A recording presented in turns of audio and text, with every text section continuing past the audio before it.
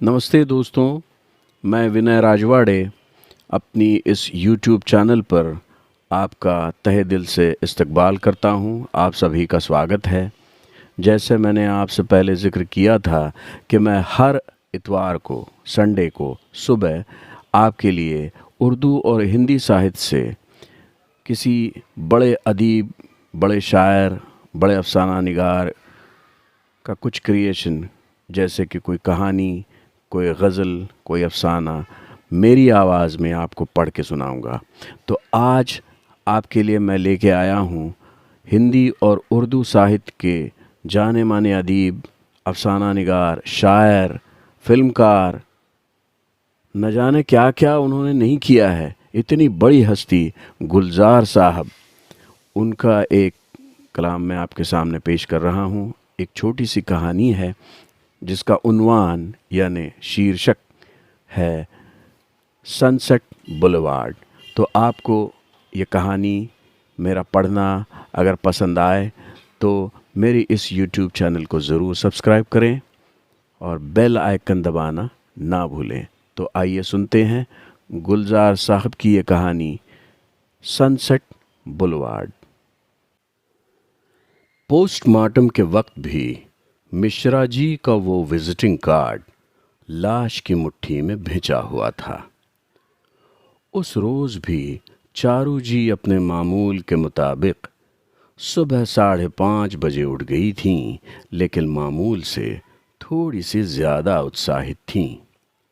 सुबह सैर को जाया करती थीं, हमेशा ही अच्छी तरह तैयार होकर, बाल, कंघी, हल्की सी क्रीम, ताकि जिल्द पर उम्र की झुर्रियां होते हुए भी बुढ़ापे के फटे हुए रेशे नजर न आए।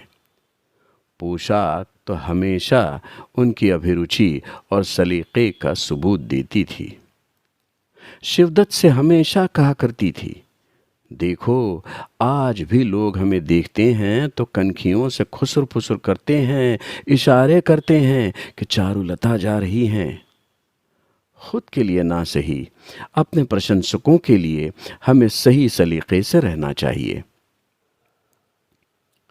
शिवदत्त उनका खानसामा था। उनके सामने गया तो आईने के सामने खड़ी खुद ही से कुछ बातें कर रही थीं। जरा सी झेंप गई। शिवदत्त मुस्कुरा दिया। इस उम्र में भी मैडम की शर्माने की अदा कमाल थी। इसी अदा ने तो जवानी में लाखों दीवानों की जानें ले ली थीं।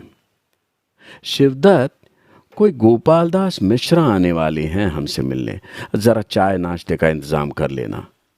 कौन है? जरा तामुल से शिवदत्त ने पूछा। कोई राइटर हैं, हम पर किताब लिखना चाहते हैं। उस रोज चारू जी की चाल में इसीलिए उत्साह कुछ ज्यादा था। फिल्म इंडस्ट्री से रिटायर होने के इतने साल बाद किसी को तो उस एकाकी जीव का ख्याल आया।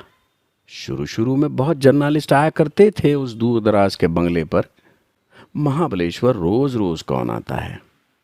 और चारुलता भी बहुत साल अपनी एक लहर पलट की उम्मीद पर जीती रहीं।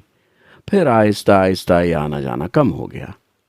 कुछ उम्र रसीदा किरदारों के रोल भी पेश हुए उन्हें, लेकिन बूढ़ों के रोल चारू जी ने मंजूर न किए। आईने के सामने खड़े होके ठोड़ी ऊंची करके अक्सर देखा था खुद को।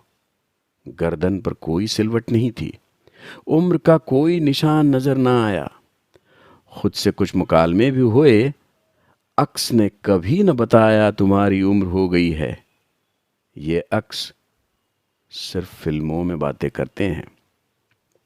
हाँ, डॉक्टर सहानी ने जरूर कहा था पहले हार्ट प्रॉब्लम के बाद, देखो तुम्हारा दिल अब इतना सब सह नहीं सकता जितना बोझ उस पर डालती हो, किसी दिन खड़े खड़े फ्यूज उड़ जाएगा।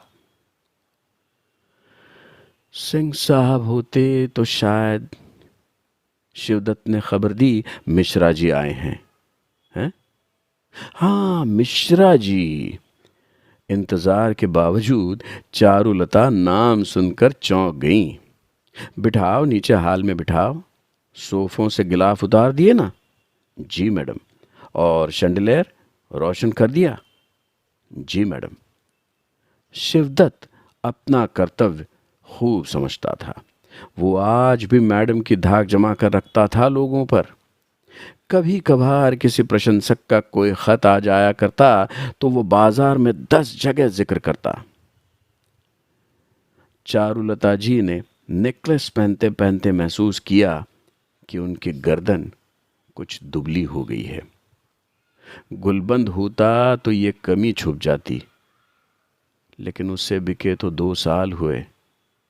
3,000 का लिया था किसी जमाने में, अब बिका 30,000 का। सिंह साहब होते तो कभी बेचने न देते। चारुलता जब सीढ़ियों से उतरी तो बिल्कुल फिल्म का किरदार लग रही थी। अभी आवाज आएगी, start sound, camera. Mishra ji हाल में लगे कुछ संगमरमर के बुतों को गौर से देख रहे थे। उनके हाथ में पैडनुमा कापी थी जिसमें शायद कुछ नोट भी कर लिया था। चारू जी को देखकर मिश्रा जी ने बड़े अदब से नमस्कार किया। तशरीफ रखिए। मिश्रा जी बाअदब सोफे पर बैठ गए। बड़ा असर पड़ता था चारू जी की शख्सियत का। बहुत देर तक मिश्रा जी के मुंह से कोई बात न निकली। शुक्र हुआ कि शिवदत्त चाय की ट्रे लेकर आ गया। 2 तश्तरियों में कुछ मीठा, कुछ नमकीन। चारू जी ने चाय बनाई। मेरा पता कहाँ से मिला? गोयल साहब ने दिया। आपके मैनेजर हैं ना बंबई में। बहुत अच्छा इंसान है गोयल। बहुत साल मेरा काम संभाला है उसने। अब भी वही देख रेख करता है। चाय लीजिए। फिर एक वक्फा तैरता हुआ बीच से गुजर गया। चारू जी खुद ही बोलने लगी। मैं बहुत तन्हाई पसंद हूं। ज्यादा काम करना कभी पसंद न था। उस वक्त भी ज्यादा फिल्में नहीं की जब दिन रात प्रोड्यूसरों का तांता लगा रहा करता था। बस भागकर यहीं आ छुपा करती थी।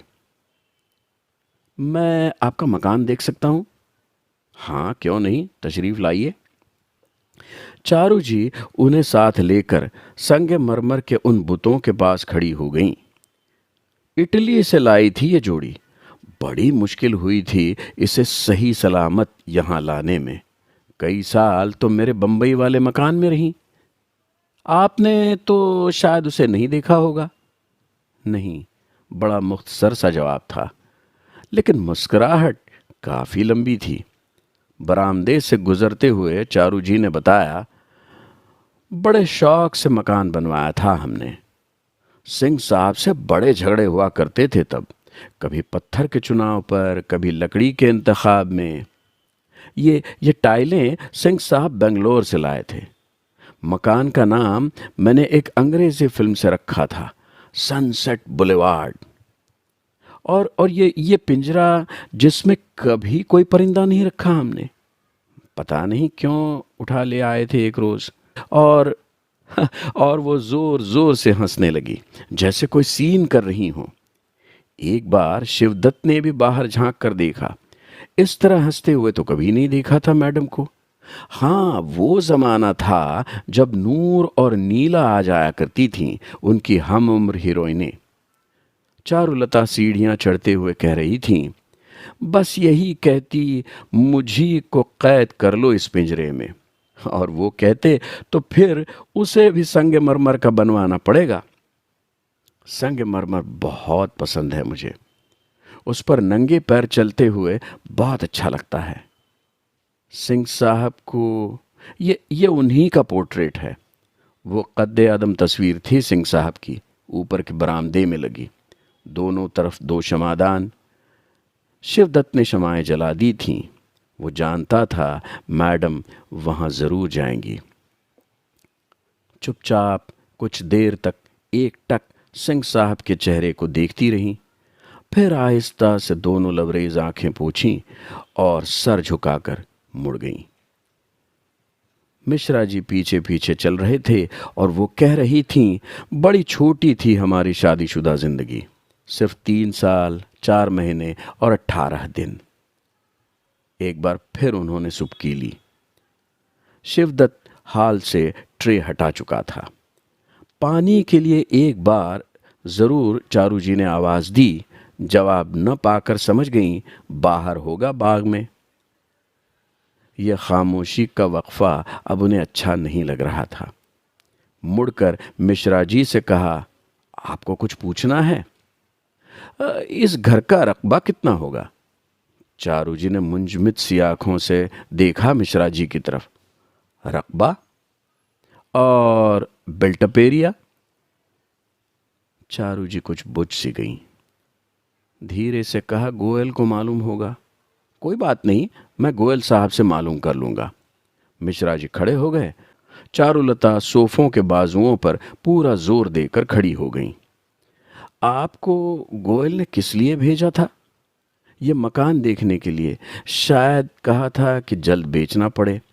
देख के रखो, कोई ग्राहक तैयार हो जाए तो। आपका नाम? चारुलता ने बड़ी तुरशी से पूछा। धीरज मिश्रा, प्रॉपर्टी ब्रोकर हूं। प्रॉपर्टी बेचने खरीदने की दलाली करता हूं। उसने अपना कार्ड सामने कर दिया। अचानक उनका चेहरा लाल सुर्ख हो गया। एक बार चिल्लाना चाहा लेकिन जब्त कर गईं। गले से आवाज नहीं निकली। सिर्फ हाथ के झटके से उसे बाहर जाने का इशारा किया। ब्रोकर ने सफाई देने की कोशिश की। देखिए, गोयल साहब ने आपसे बात करने के लिए मना किया था। कहा था शायद आपको। Get out! इस बार चारुलता चिल्लाई, लेकिन आवाज में एक खरखराहट सी आके रह गई। ब्रोकर घबरा के फौरन ही चल दिया। कार्ड हाथ में लिए चारुलता उसे बाहर जाने तक देखती रही। मुड़कर सीढ़ियां चढ़ते चढ़ते ही वो लड़खड़ाई। दिल का दौरा पड़ा और पोस्टमार्टम के वक्त भी वो विजिटिंग कार्ड लाश की मुट्ठी में भेजा हुआ था। थैंक यू, शुक्रिया। अगर आपको ये कहानी गुलजार साहब की पसंद आई हो, मेरे इस यूट्यूब चैनल को आप ज़रूर सब्सक्राइब करें और बेल आइकन को हिट करना ना भूलें। तो मिलते हैं अगले इतवार को।